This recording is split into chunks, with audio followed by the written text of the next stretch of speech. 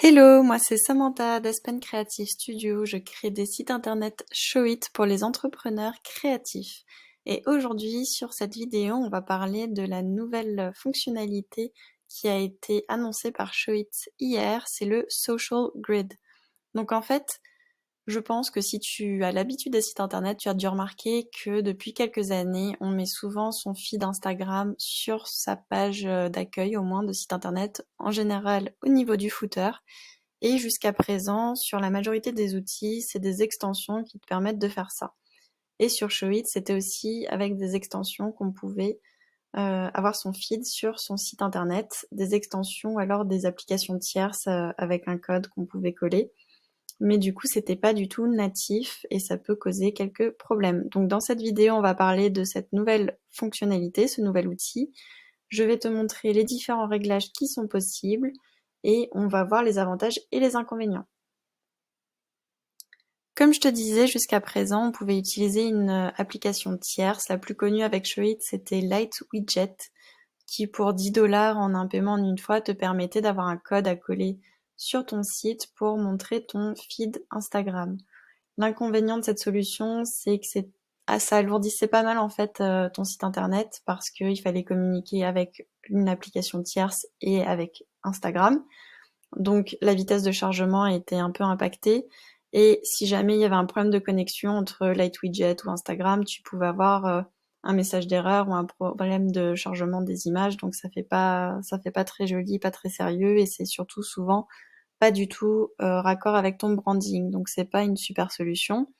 Une autre solution, c'était de faire un simili feed, donc avec des photos tout simplement positionnées pour qu'elles ressemblent à un feed Instagram, et de faire un lien de ces photos vers ton profil Instagram.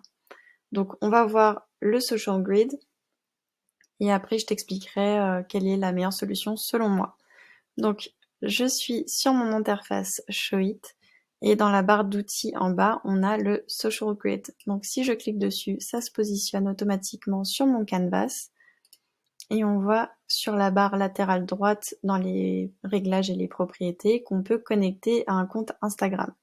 Ce qui est important de savoir, c'est que ça va connecter ton compte Instagram par rapport au compte avec lequel tu es connecté actuellement sur ton navigateur. Donc si tu as plusieurs comptes, fais attention que tu sois connecté avec le bon compte sur Instagram.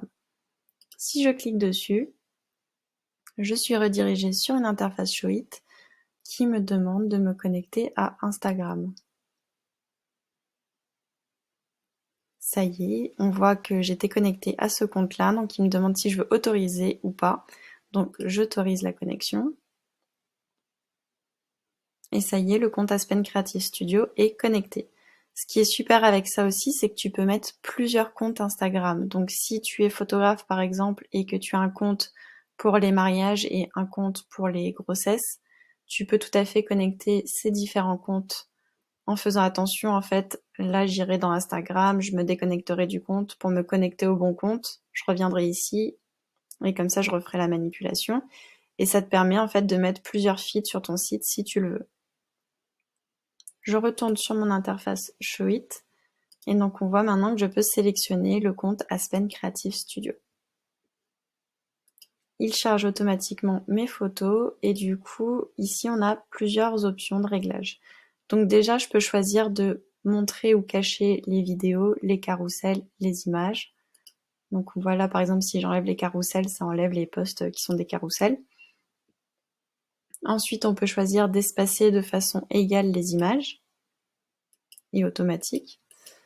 On peut choisir d'afficher l'overflow, donc ça veut dire s'il reste un espace, ça va mettre un bout d'une image, comme ici. On peut changer la distance entre chaque image et on peut choisir le nombre de rangs. Donc si tu choisis plusieurs rangs, en fait tu vas jouer sur la hauteur du module Social Grids pour avoir des images plus ou moins grandes et aussi par rapport à ton espace. Et là par exemple je suis repassée sur une rangée, donc forcément ça faisait très grand.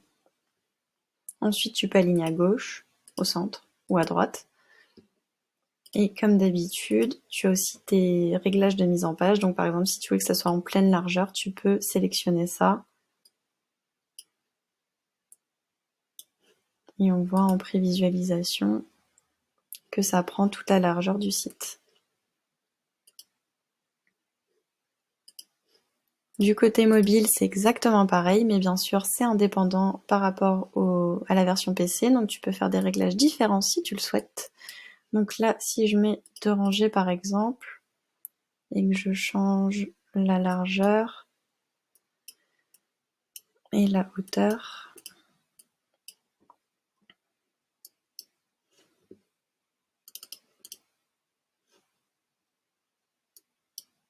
on va pouvoir avoir plus ou moins de photos. C'est à toi de voir comment tu veux que ça se présente.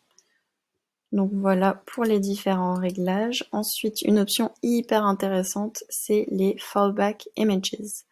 Donc ça, c'est super par rapport à une application tierce, comme je disais tout à l'heure, qui, si elle plante, va te mettre un message d'erreur ou alors des petites croix rouges, enfin quelque chose pas du tout raccord avec ton branding. Là, tu peux choisir de sélectionner des images qui vont se charger automatiquement si jamais ton feed n'est pas disponible, si Instagram plante ou s'il y a le moindre souci. Donc là, en cliquant sur Manage Images, tu peux choisir les photos que tu souhaites mettre en fait en image de secours. Donc ça, c'est une super option de Showit. Donc c'est tout pour les réglages. Donc tu vois, c'est super simple, facile à prendre en main. Pour parler des avantages et inconvénients des différentes options, donc le social grid ralentira un petit peu ton site, forcément parce que il communique avec Instagram, donc ça ralentit un peu le chargement de la page, mais c'est pas vraiment catastrophique du tout. C'est mieux que les applications tierces. Donc si tu as une application tierce, je te conseille de changer dès maintenant pour mettre le social grid, qui sera plus performant et qui ralentira moins ton site. Par contre, si tu as un feed, un simili feed, donc que tu as créé toi-même avec des images et que ça te convient, n'hésite pas à garder ça parce que ton site chargera plus vite. Et c'est une bonne solution si tu veux maîtriser les photos qui s'affichent, donc tu peux tout à fait rester dans cette solution manuelle. Par contre, si tu veux un feed automatique, le social grid, c'est une super option et je te conseille vraiment de le mettre en place sur ton site. Voilà, c'est tout pour cette vidéo, j'espère qu'elle t'a été utile. Si jamais tu l'as aimée, n'hésite pas à mettre un pouce bleu. Et si jamais tu veux être tenu informé des prochaines vidéos, n'hésite pas à t'abonner à ma chaîne. Et si tu as la moindre question, n'hésite pas à m'envoyer un message ou à laisser un commentaire et j'y répondrai avec grand plaisir. À bientôt!